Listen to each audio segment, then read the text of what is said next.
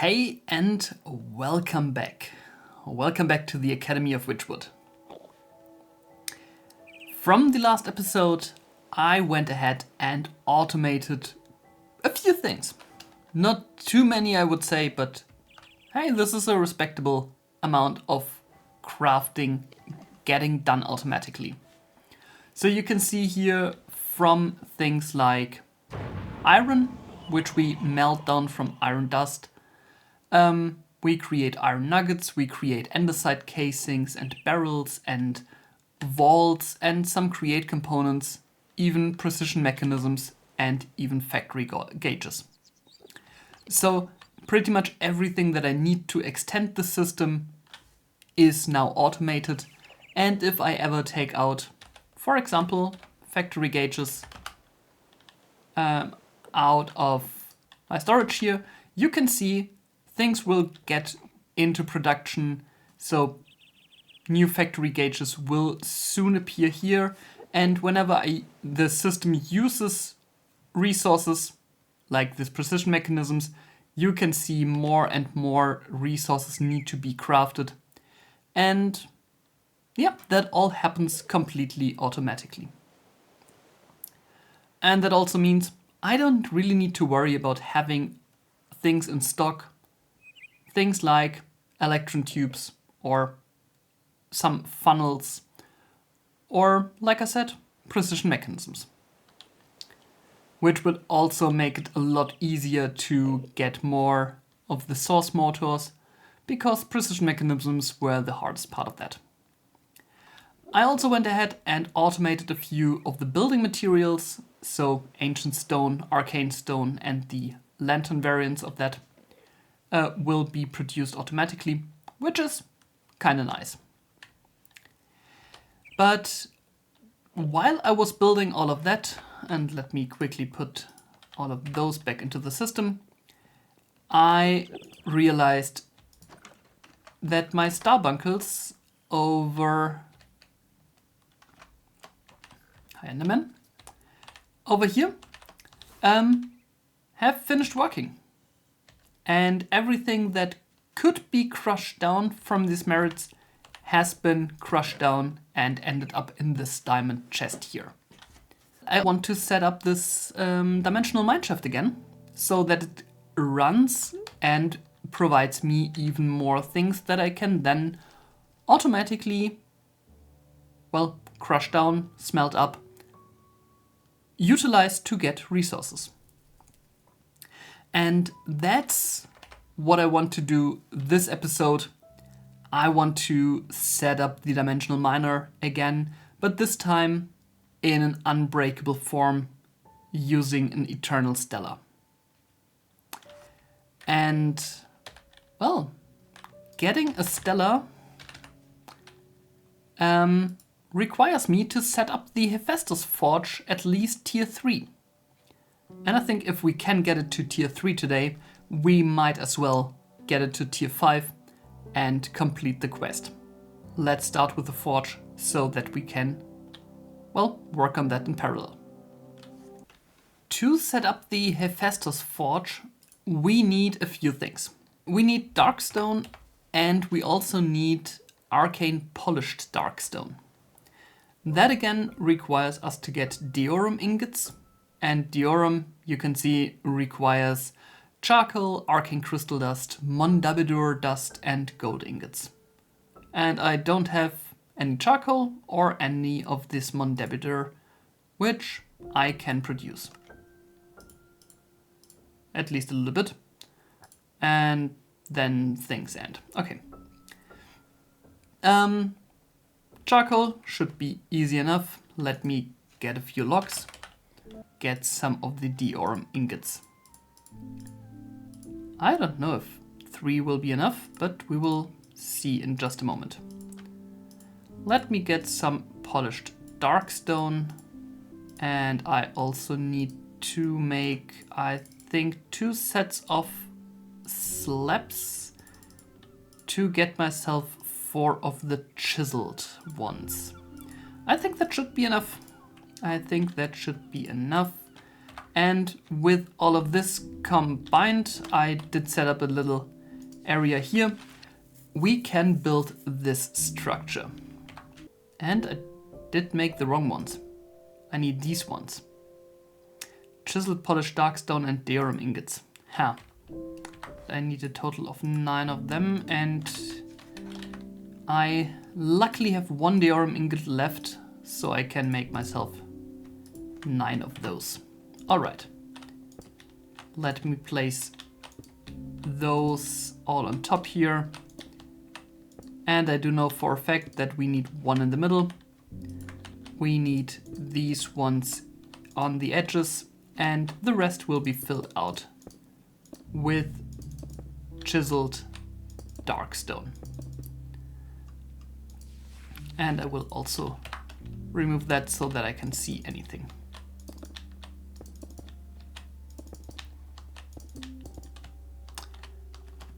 All right, that looks good. Now I just need a smithing table, which I have 4 of, which is nice, to be placed in the middle. And then one of these mundabidur. Okay, that explains it. One of these, shift right clicking our smithing table will transform it into a tier 1 Hephaestus forge. And that's how you get started with the whole mod of Forbidden and Arcanus. And this Hephaestus forge has 4 things that it needs. We need aureole, souls, blood, and experience.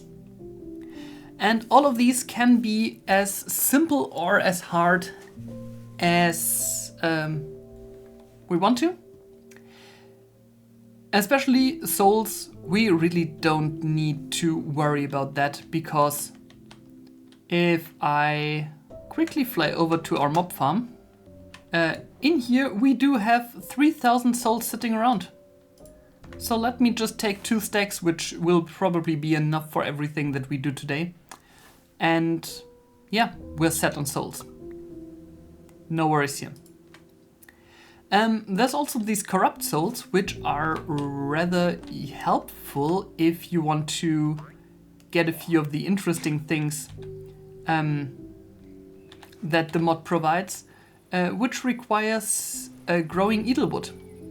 If you're not finding yourself any of these saplings, or any of the grown trees in dark forest biomes, I think, you can just use oak saplings,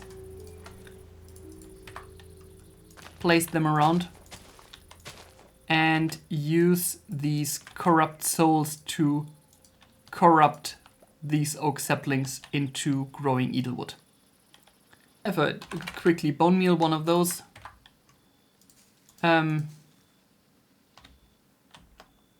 this is edelwood. All of them have like a carved log, which screams a little bit in pain. Sometimes they even have little arms, like this one.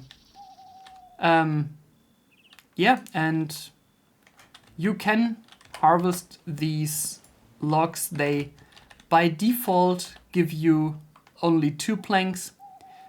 But if you are using, if you have a normal edelwood log, you can use a create saw to get 6 planks, which is a nice upgrade. With our souls, we can just place them in here, and you can see one of our of the normal souls equals 1 soul in here. If you have enchanted souls, these will give you 10 souls at once, but I don't have any of those right now, or I think I do, but yeah, I do have 20 of them. No, 2. But I mean, we have 3,000 of those in storage, so who cares? The next thing we need is aureole. Aureole comes in 2 forms. You can either get yourself aureole bottles, which is done by using arcane crystal dust around a potion of regeneration 2. Let me see if I have any of those in storage so we can craft them.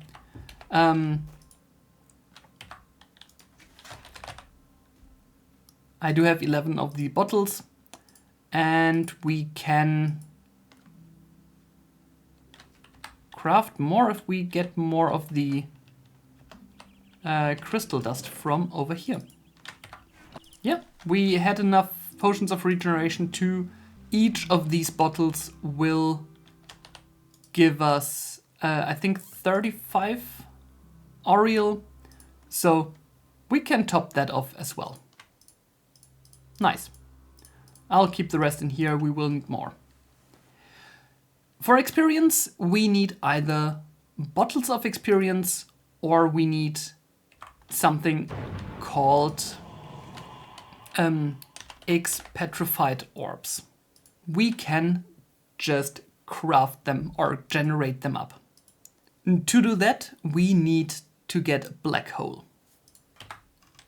If I take a look at our book here in resources, experience to create black hole, throw together corrupty dust and dark matter. So we need corrupty dust and we need dark matter. Dark matter we will get from melting down edelwood logs, and corrupty dust is a special thing with obsidian steel ingot. Actually, let's not do that right now. We'll just take bottles of experience. The X-petrified orb is a lot more powerful, but we do have an option to get a lot of bottles of experience rather simple by infusing honey. And if I take 2 stacks of honey bottles here and we can infuse them, we will get 32 bottles of enchanting for each honey bottle. What do you think? Should be enough, huh? So let's take our bottles and put them in as well. And you can see a stack of those will also fill up the experience bar completely. So here again, I don't think we're missing out by not going the most efficient route. Sometimes having enough resources just mitigates doing more stuff. And last but not least, we need blood. Blood can be done in 2 ways. Either we use test tubes. We just need glass bottles and runes. Let me get like 7 of those because, let's take 8. And then we need to kill mobs while having those in our inventory. So if I went over here and killed a little bit of what's going around, our test tubes should fill up with stuff, which they seemingly not do. After a bit of testing, I can't get these test tubes to work. Let me do one more thing and just take a normal sword. Yeah, that looks good. And try this out. Oh, yeah, a normal sword does work. So I can fill up the test tubes that way, even though it takes a little bit longer. But a little sad that none of my magic options or my thighs work. And with the blood also done, you can see 1 bar is 10,000 and we can drain our test tubes in there. 3 of them should be more than enough for the beginning. And yeah, then we can take a look on how we can actually utilize this forge.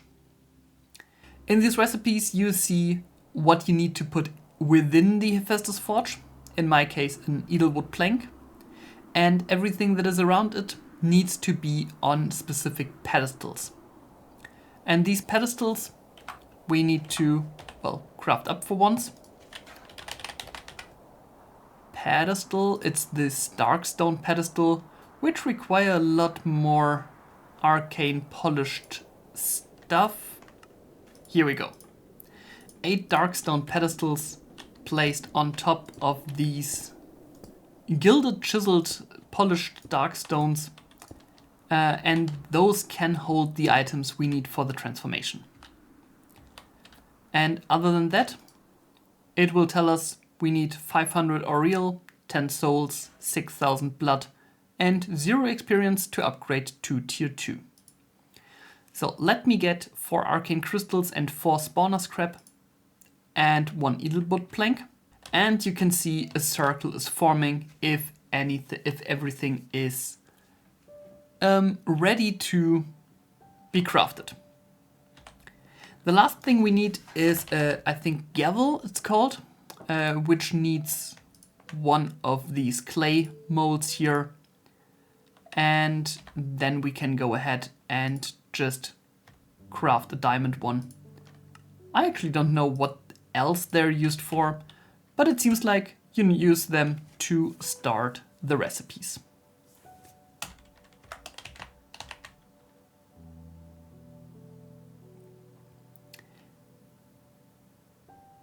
And I quite like the animation of that. That looks cool.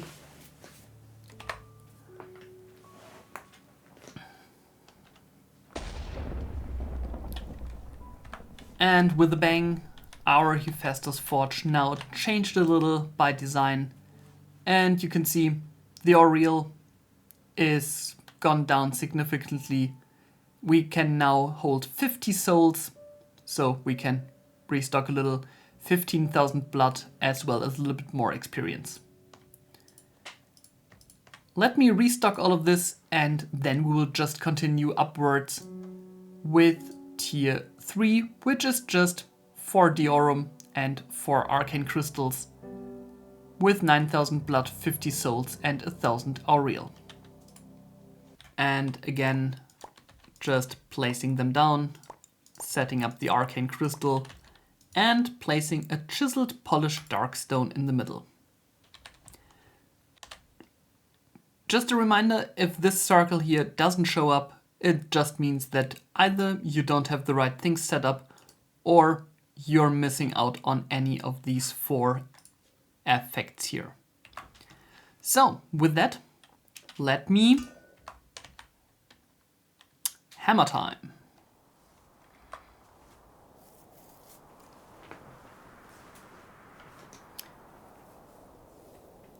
Is it just me, or did the magic circle on the bottom get bigger this time? I'm not entirely sure, but I could imagine.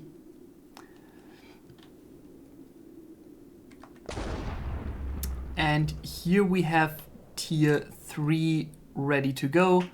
With the tier 3, we can definitely go ahead and take a look at Eternal Stella, which just require 82 Aureal, 1 soul, 1,000 blood, no experience, a stellarite piece, a few expetrified orbs, and a diamond. Here at the latest, expetrified orbs, we need the corrupted dust, so I will need to get into obsidian. Alright, let's tackle this one. Obsidian steel is created in the Klibano forge from raw iron and obsidian.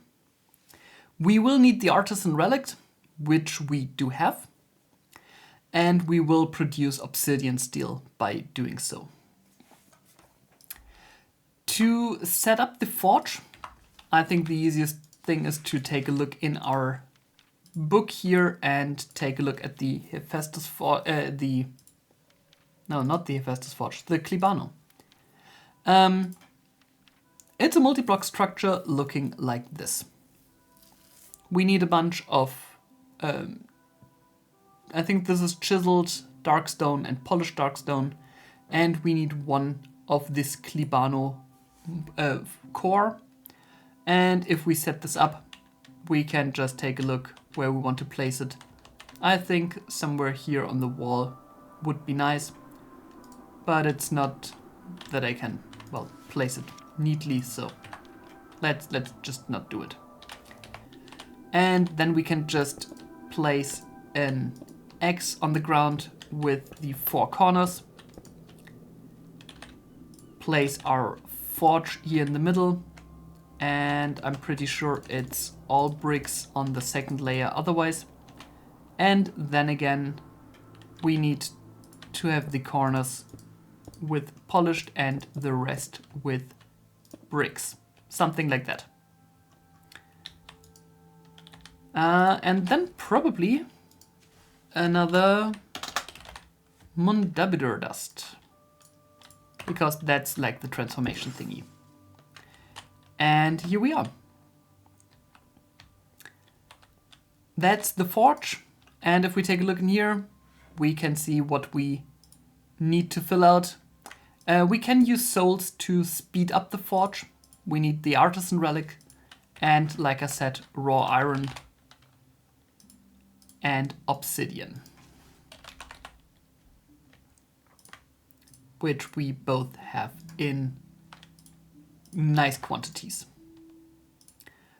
Putting in coal, and these two will give us obsidian steel ingots.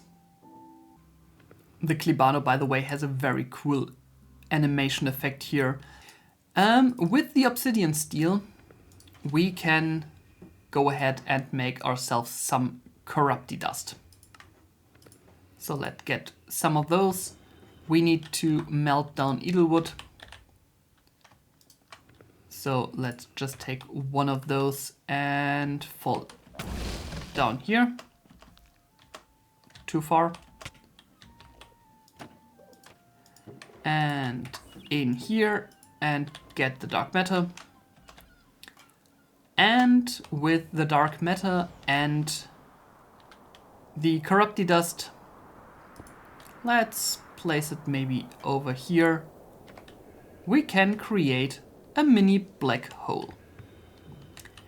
And the black hole wants to be fed with experience. So let's take our bottles of enchantment and just start throwing them in.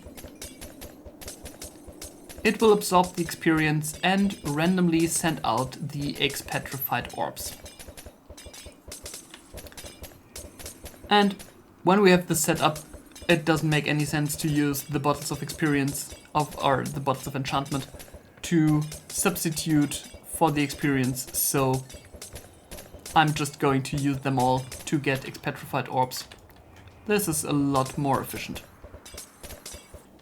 I'm actually thinking about setting one of those up in our mob farm so that if I go there for XP harvesting, that I just get a bunch of these expetrified orbs, which I think you can also just right click to get the XP. Alright, so those are done. And the other things we needed were some stellarite pieces. You get them from stellarite ore, which we got here. Stellar Arcanum, 144. You just need to be a little bit careful with those because they tend to violently explode when you mine them. No, if you don't mine them with Silk Touch. It will explode. It will give me a stellarite piece. So don't stand too near when you mine them. But with stellarite pieces as well as expetrified orbs, we can just take out a diamond.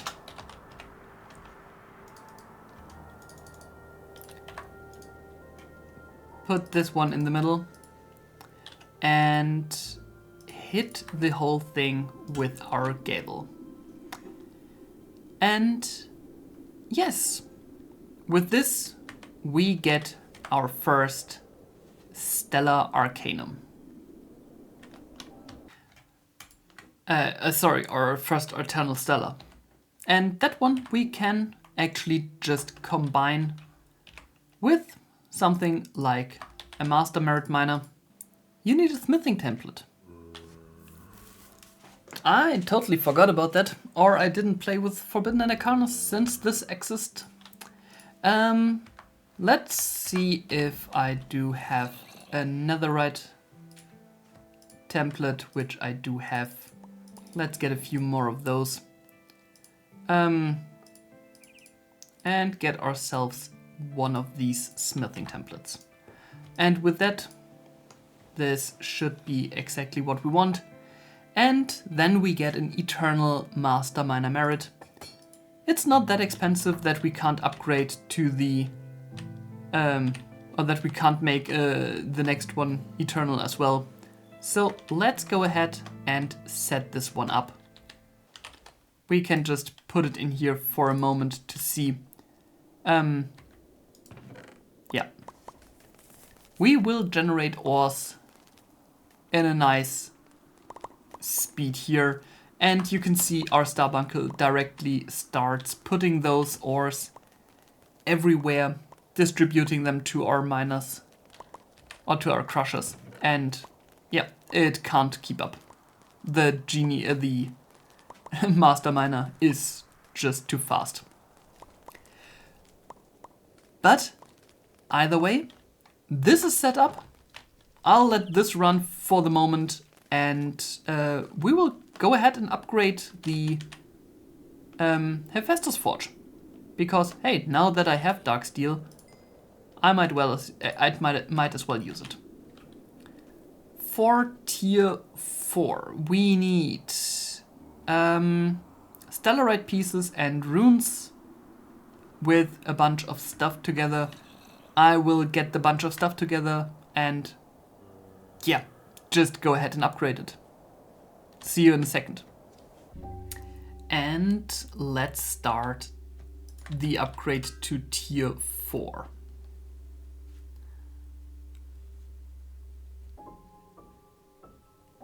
After that, we just have one more jump in front of us, which requires a whopping 5,000 Auriel, 500 souls, 20,000 blood, and like I said, dragon scale, dark nether stars, and skull catalysts, which we nicely all have.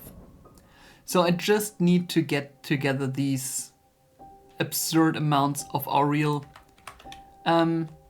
which I will probably use a passive approach by getting rid of one of the pedestals and placing in an arcane crystal obelisk.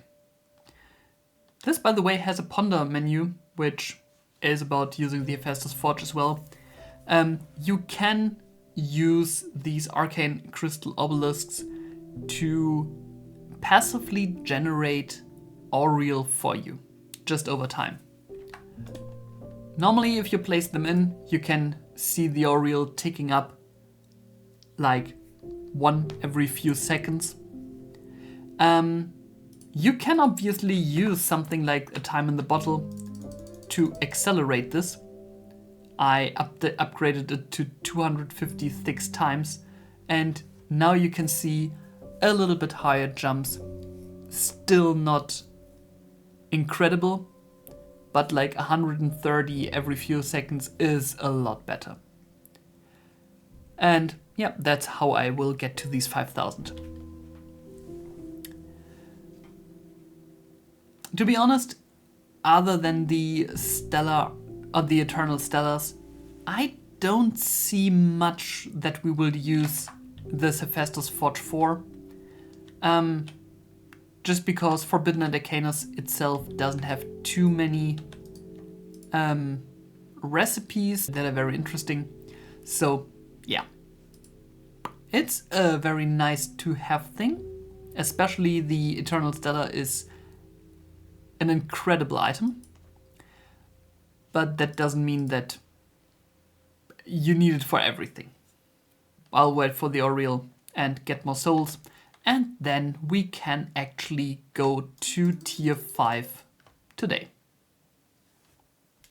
And with 4 Skulk Catalyst, 2 Dark Nether Star, which are, by the way, just a Nether Star, and 4 Obsidian Steel Ingots, and 2 Dragon Scales, which I think dropped from the Ender Dragon, and a Stellarite block as base, and all the souls, Aureal, blood, and experience, we can upgrade this Hephaestus Forge to the last tier. And now I'm very sure that the sigil on the ground does indeed upgrade. Yeah, that looks cool. I really liked it.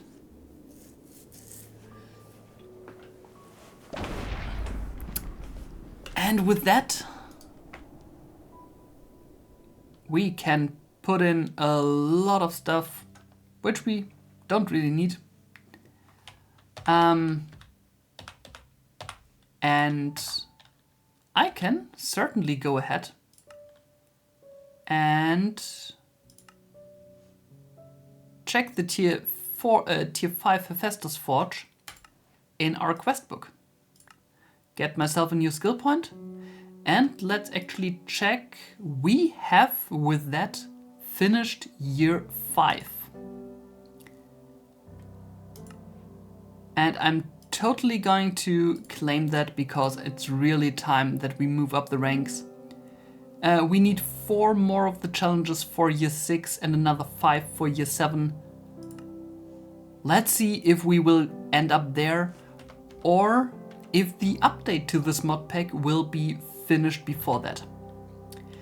And I'm telling you this today, we will get a big upgrade or update for the mod pack. I revised most of the quests, most of the challenges, as well as the progression line, because, like I mentioned before, I got too strong far too fast in this mod pack, and at this point, no enemy that I can encounter will be any challenge for me, especially because I can pretty much one-shot even the mythic level invaders. So, as soon as this is done, I'm going to start a new world. I want to start fresh. I do have things like create aeronautics in the pack from then on, but I don't want to change this pack up too much until we get there. I think this is a very good wrap-up point for this episode. I hope you enjoyed. I hope you have a great evening, a great day, wherever you are in the world. And thank you so very much for watching. Please leave a comment if you liked it. Subscribe if you haven't. I'll see you next time. Bye bye.